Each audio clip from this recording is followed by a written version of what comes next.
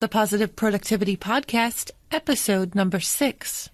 Welcome to Positive Productivity Podcast, where we empower our audience to achieve and appreciate personal and professional success, especially in the face of adversity. Listen in as our guests reveal their stories of challenges and hurdles and how they overcame defeat and became triumphant in their endeavors. Let's get motivated and move forward with your host, Kim Sutton.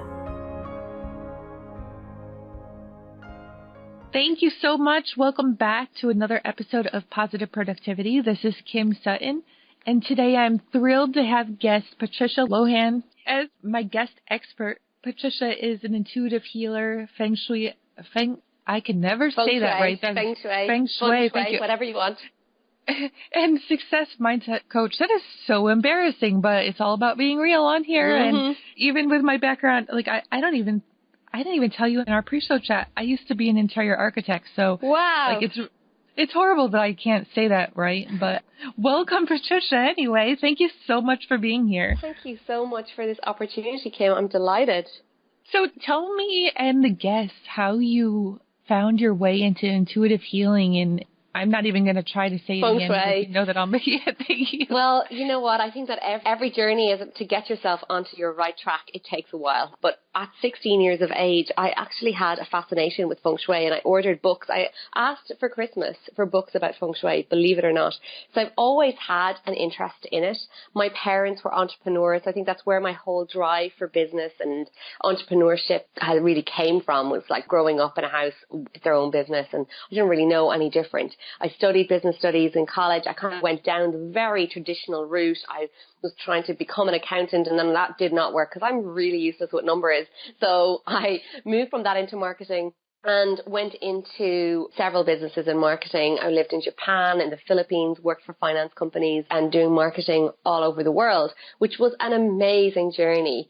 And in the midst of all of that, my father rang me and told me that he came out of retirement and bought a new business, which needed a lot of work. And I just thought, wow, what an opportunity. This is a new start. It'll be something really interesting. So at 24, I moved back to Ireland after traveling for several years and set up this business. It was a bar, restaurant, off license by the sea. It was a big operation for a 24-year-old who had never run a business before. And I did that for 7 years. And within the first 6 months, it hit 7 figures. I had 30 staff. It was a really, really, really massive undertaking. It was amazing. I learned a lot and I loved it. I loved all the startup, the whole PR, the marketing side. But for me, after several years, I was really struggling on the inside. I was like, you know what, everything on the outside looks amazing. I have a great car. I live in a lovely relationship with a great house. Everything looks great. But in the inside, I was really crippled. I was like, there's more. I have more potential. There's more to me. Everything started to get the chop. First of all, my relationship. Then I quit the job. Then I drove my car into a flood of water and killed it. So everything kind of fell apart, or I kind of had to let go of everything. And in the meantime, I had kind of come into this journey of really getting into yoga, meditation, and like the holistic arts and holistic world. And I really found benefit from it. I loved the fact that a yoga class was an hour for me, which I had been working up until then, 17-hour days, insanity with my phone constantly on my ear or ringing. It was very, very hectic. So taking the hour for me was amazing. And going to yoga, getting into meditation was a huge turning point for me. And then going on a really big inner deep kind of healing journey as I decided to quit the business, which was a huge, huge decision. And once I did that, I was like, what are you going to do next? I said, well, I'm going to go to train to be a yoga teacher. And that was a trip to India. I thought I was going for a month and traveling the rest of the world. I actually ended up in India for just over a year. I was in Nepal, and it was quite interesting how, everything started to line up. Teachers started to kind of stand in front of me, and I was really soaking up the whole experience there, opening up physically through yoga and then mentally with meditation and learning very, very, very different types of healing modalities. So I was able to help people.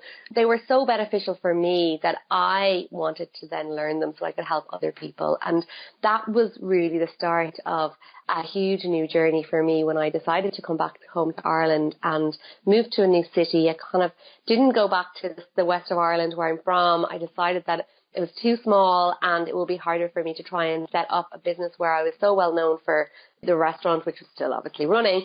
I just thought, well, I'll move to Dublin. So I moved to a new city. and started teaching yoga classes, started doing practice therapy with clients, ended up setting up a very successful healing practice, helping people get unstuck, essentially, releasing trauma, releasing anxiety, releasing stress, helping them move forward in their lives, and seeing amazing results. Like, it was just amazing. I was really loving it.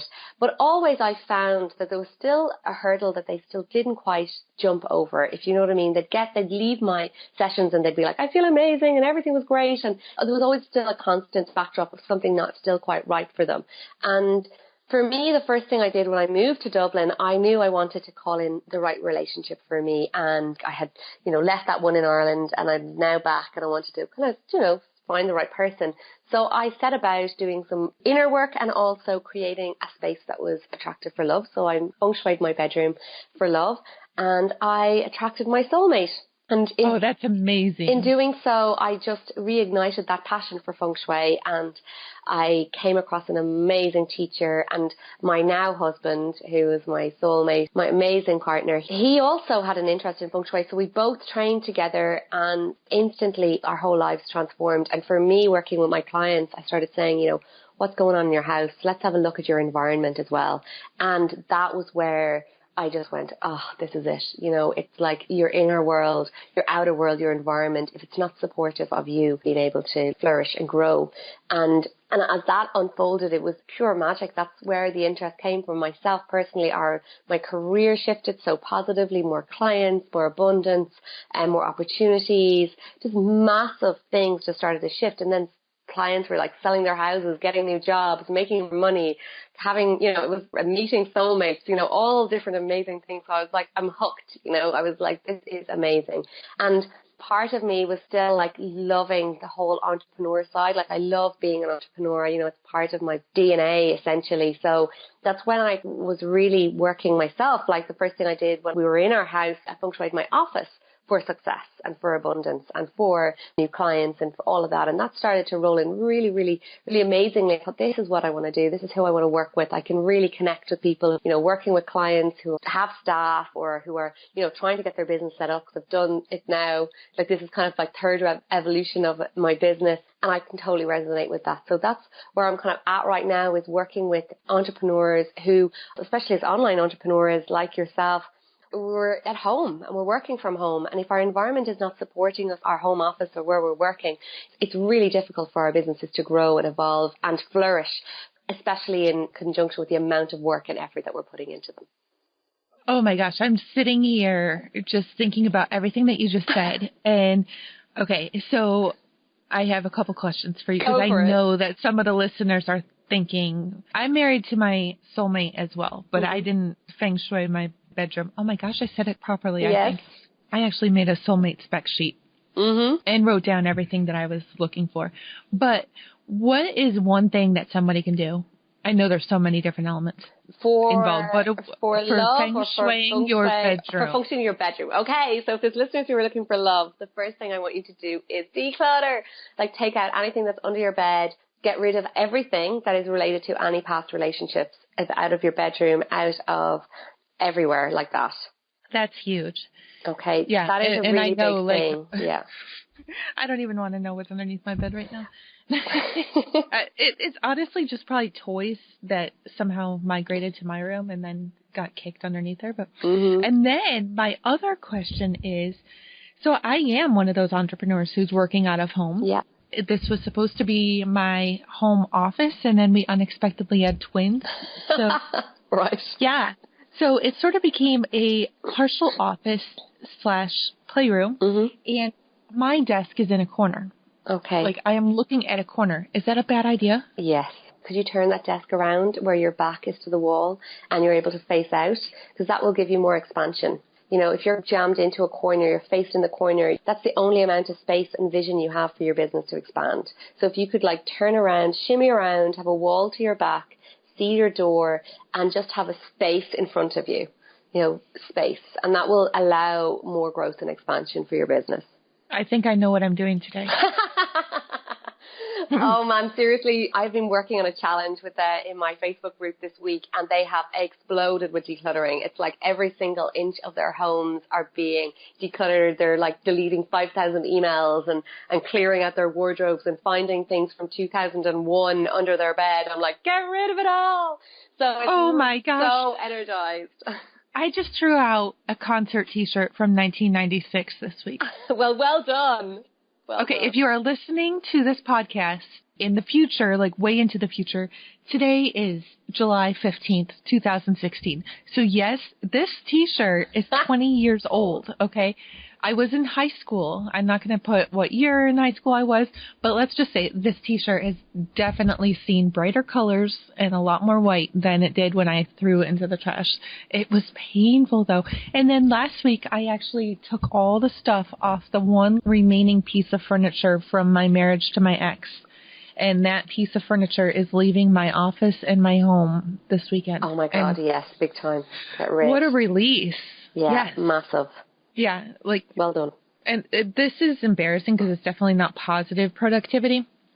But we had 2 plates left in the cupboard from that marriage as well. I don't get angry very often, but I had a lot of stored anger. Yeah. And I just wanted those plates gone. I triple bagged one of them. Yeah. Like triple bagged it and then took it into the garage and threw it at the ground. It wasn't as, like, fulfilling as it could have been if it wasn't bagged. Like, it didn't give that whole big shatter. It sort of just went I thought you were going to say you threw it across the wall and just, like, smash. Yeah, that's essentially what I did, but it lost the whole effect when I bagged it because I didn't feel like picking up the pieces. But, oh, my gosh. Okay, so I am cleaning out all the kids' stuff underneath my bed. Yes. And I am turning my desk around today. Actually, my husband will love that because we share an office, and now he won't stare at the back of my head when he turns around anymore. Brilliant. That's it. Yeah. And I do have another question. Sure. So in our brief chat before the show, you are living now in Bali, right? Bali. Yeah. So how does that work? Because I know there's so many listeners who would probably love to travel the world and live that, traveling entrepreneur lifestyle. What type of barriers did you face as far as citizenship or registering your company and just making that work for you? Yeah, so what kind of barriers did we face? Well, first of all, we didn't know where we were going to. We did know we were going traveling, and we had a few countries that we wanted to go to. So we were in India initially, and then secondly, we went to Bali, and we just tried it out. As we're digital entrepreneurs, we're still actually registered in Ireland for taxes. We need to be out of Ireland for a full year. So I suppose it depends on the country that you're living in. So we need to be out of the country for a full year not to be registered for taxes there. So actually we're still connected like business-wise to Ireland. So for us to actually work as digital nomads, it was fine. But now I'm on holidays back in Ireland right now. But we're finishing up a few things and we are going to apply for visas to be able to actually work in Bali because we have had people inquire about doing Feng Shui consultations. And we do consultations online, and that's mostly my work now is online. But while we're there, we're meeting people. They're very open to all of these kind of things, and we're like pretty much the only Feng Shui consultants on the island. So they're like, oh, can you work? And we're like, actually, not right now, but we will be coming back and we're going to do it then. The barriers, I suppose, were, for me, first of all, was that I had set up a very in-person practice. So I wasn't working online, and I had a therapy room. People came to see me. I had an office. So I had to let go of all of that.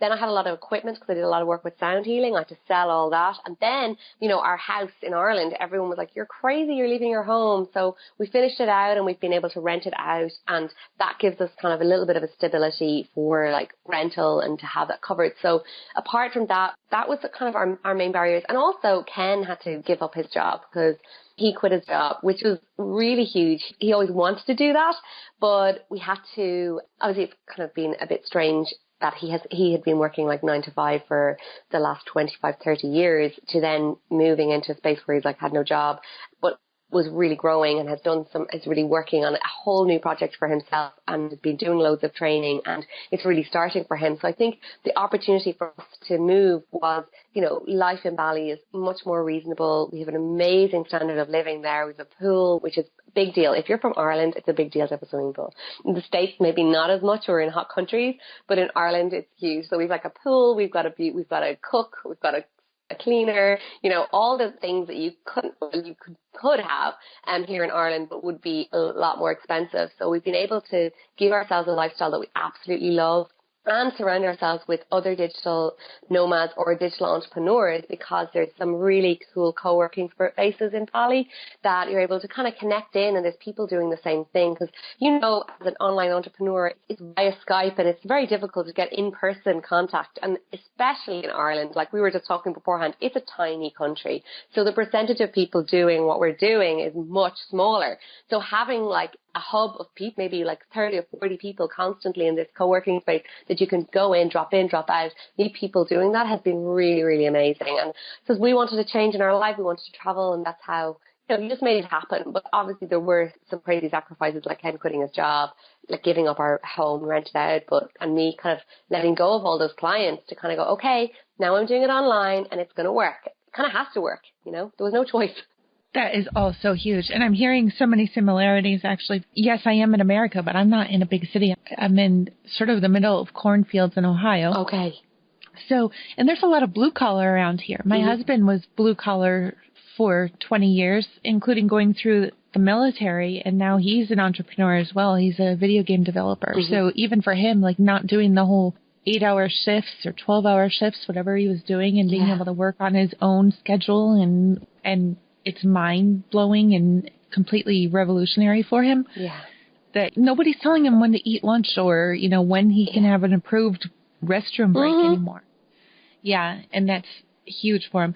As far as the housekeeper and the chef, oh my gosh, I can't wait until I can get there, because I can burn macaroni and cheese out of a box.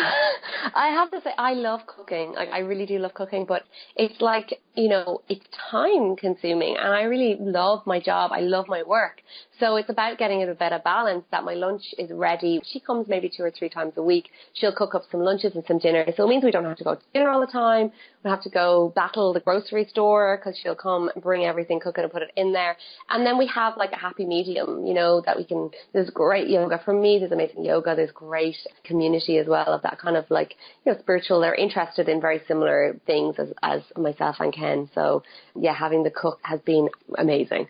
It's time, What happens to me is I take my laptop out to the kitchen with me and I start working, and then the next thing I know, I start smelling burning, because I'm just so like engaged in it. Yeah, exactly. Thank you. That's exactly the word I was looking for. So you said that you have manifested cars, apartments, 5-star holidays, diamond rings, and so much more. I would love to hear more about that. So, yes, like, honestly, some people think that, Patricia's just lucky. And honestly, I would say that, first of all, it comes from doing a lot of the inner work, getting clear about what you want, and also what really was a turning point for us was doing the Feng Shui and actually making our house be a supportive home for us for all aspects of our life. And for people who don't know what Feng Shui is, it's 4,000-year-old ancient art of placement. It's not necessarily about mirrors or moving furniture or knocking walls. It's acupuncture for your home. So it's about making sure that the chi and energy is flowing through your home, your office, your environment, so that all of the things that you want can come through very easily. So all of those things that you listed out were on my vision board.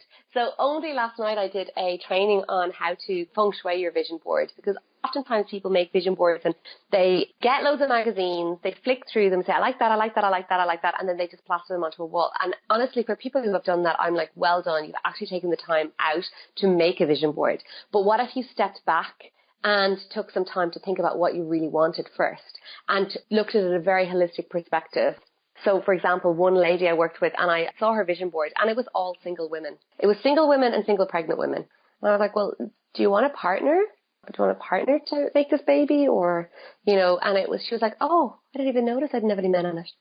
Do you know? And it's like the imagery that we have on the vision board. So I just shared a story recently about like manifesting, and Ken has his vision board done, and on it is a sailing boat. And Ken and we both really, really want to get into sailing, but we've never sailed. Never ever sailed. We have this picture of the sailing boat on his vision board. My sisters are big into it. My sister's father-in-law has a sailing boat, so when we go to Australia, we'll be easily able to do it. But it's part of our vision to be able to do this and go to the Greek islands and sail around them. And we kind of discuss what we'd like to happen in our lives, and we have clarity around that. So the other day he rang me and he said, Patricia, you'll never guess what. We're home for the summer and a friend of mine has just rang me. And he used to be the main head trainer of sailing, like in the main sailing school in Ireland for like 20 years. And he's at home, he's retired, nobody wants to go out sailing with him, and he's just after ringing saying, I hear you're home. Do you want to come out sailing with me? I'd love to teach you, yourself and Patricia.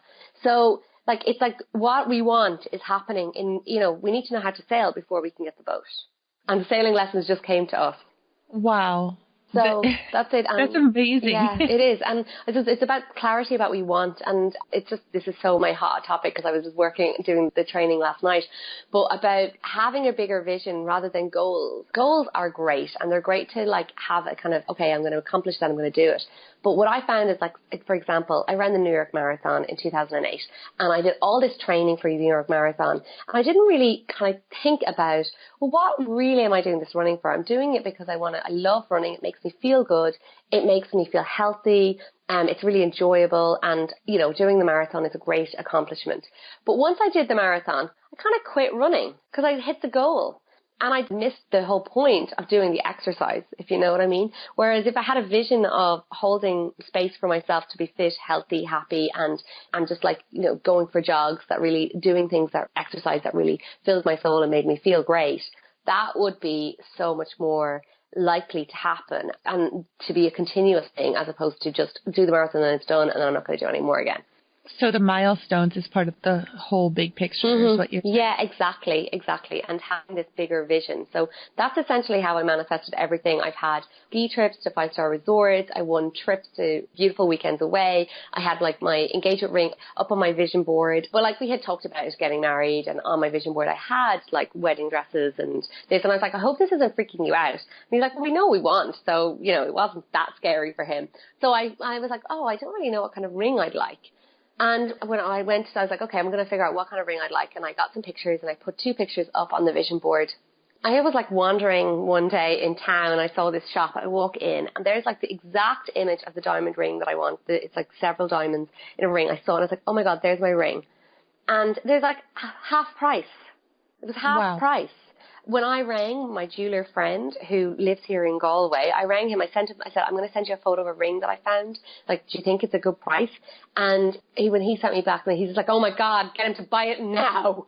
Like, I was like asking the jeweler, I was like, why is this half price? Is there something wrong? He's like, no, it's actually perfect, but I've had it sitting here for 3 years and I just want to get new stock in. Like a half price diamond ring. Right. I was just waiting for another story, but I'm glad it wasn't what was in my head. That's an amazing story. Yeah. I was just hoping it wasn't returned. No. He said he'd had it there for 3 years. So I love it. It's made for me. It's exactly the image of the one that was on my vision board as well. Right. Like I'm looking at my vision board right now and I'm seeing exactly what you're talking about. Like I have a whole bunch of goals, but not the big picture. Oh my gosh. Yeah. All right. So you've just rearranged my office. Yes. You've redesigned my vision board and my bedroom is going to get clean. Well, hey, oh my God, I can't wait to see what happens for you. If you get all of that Neither can I. Seriously, massive. And I never thought about it before that sitting in a corner is really just driving me into a corner. Yeah. Like it really is. Yeah. Like, wow. Mm-hmm. All right. So positive productivity, like honestly, a good declutter and making sure you have space and that for sure. I actually put that I would reduce my clutter into my marriage vows with my husband. Wow.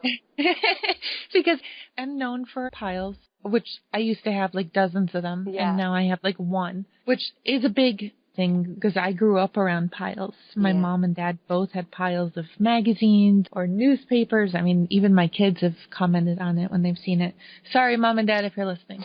But yeah, just getting those piles out of my life, like that's been a huge step. But you've just completely blown my mind, and I would expect that you've blown the mind of listeners too. And that said, where can they find you? Where can they go to get in touch and learn more about upcoming challenges and your group? So first of all, obviously my group is there. It's the Dream Life and Biz Creators Group. So that's on Facebook. Also, if you want to come and join me at patricialohan.com, I would love to have you there. I have 2 free challenges. I've got the decluttering challenge, which is ongoing part of the group, and also Unleash Your Manifesting Mojo, which is 7 really quick little videos to get you in alignment. It's like a step-by-step of exactly what I do to manifest whatever I'm looking for, including vision boards and all those different things. But it's, the whole thing. So please come along and join that. That would be amazing.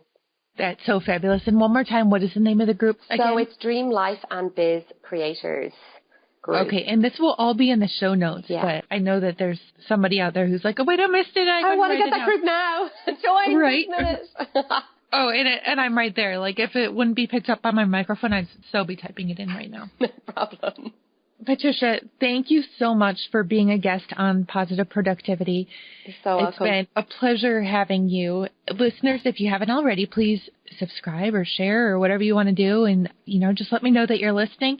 And also hop on over to Influx Academy, because Patricia's going to be a guest on my other podcast as well. And I look forward to sharing her knowledge on launches and building leads and everything over there as well. So brilliant. Thank you again, Patricia. Thank you so much. It was great to talk, and I can't wait to hear how you get on with all of your decluttering and making those changes in your office.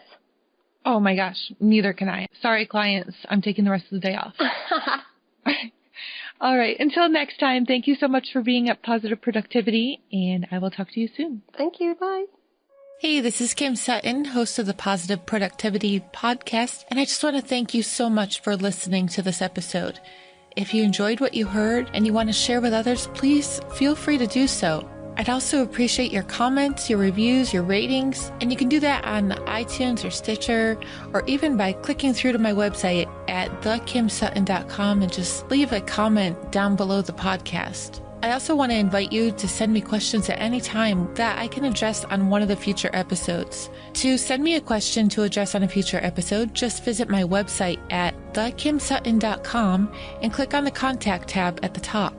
Again, thank you so much for listening to this episode, and I wish you a day filled with positive productivity.